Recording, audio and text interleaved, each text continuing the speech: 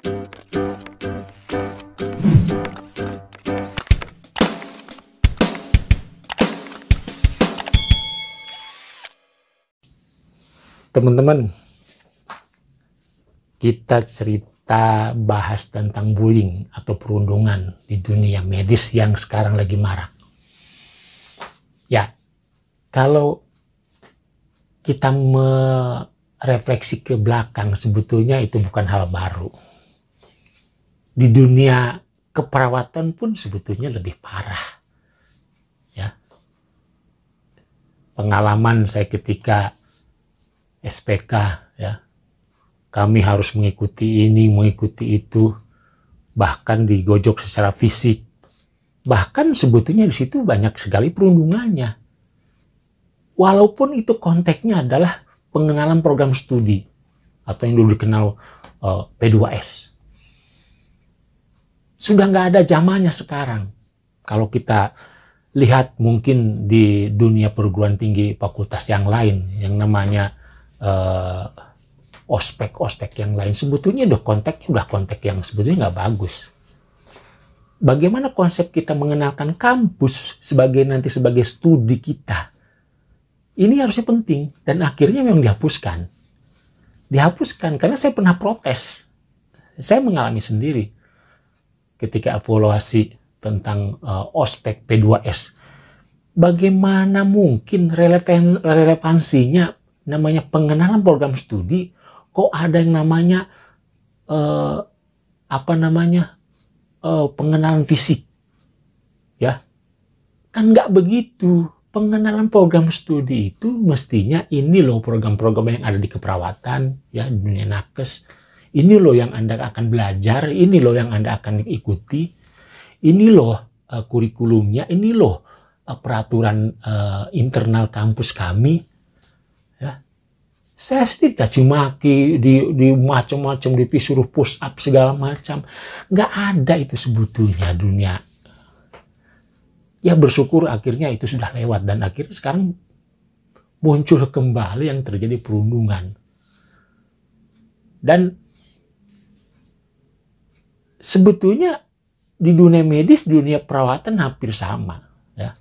Cuman memang substansinya perundungan atau istilah bullying sekarang ini yang lagi marak memang terjadi, ya, terjadi dalam konteks yang berbeda-beda, ya.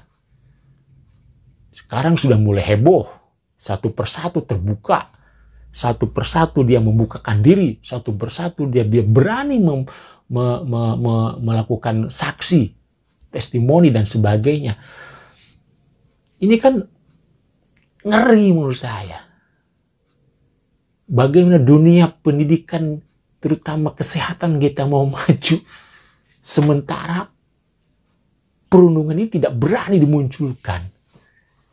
Senioritas sangat tinggi. Nah ini bagaimana bisa mencerdaskan moralitas bangsa yang berkualitas tinggi semata dengan dididik secara seperti itu. Kita ini bukan militer,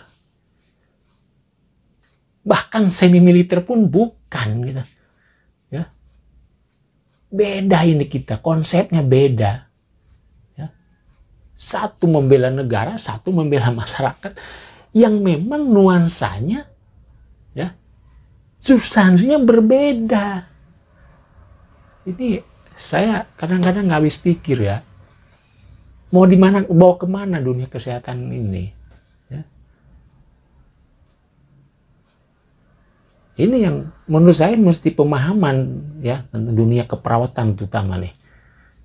Tidak serta-merta perundungan itu pada satu medis doang, padahal banyak. Karena belum ada kejadian. Ini memang lemahnya kita.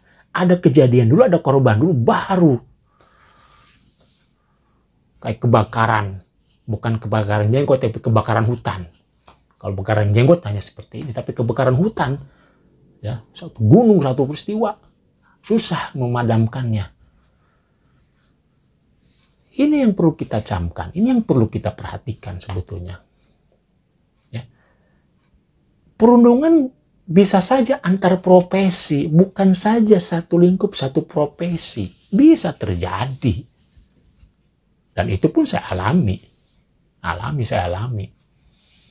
Karena melihat kasta perawat tuh masih di bawah jauh kasta dokter. Ini yang menjadi seharusnya PR kita semua, terutama perawat. Ya, perawat udah banyak jadi guru besar, perawat banyak pendidik, tapi kalau sekarang masih konsep seperti itu, kita kan bukan kerangka berpikir bahwa di kampus harus perawat begini, mencetak begini, tapi bagaimana di lapangan, itu yang penting.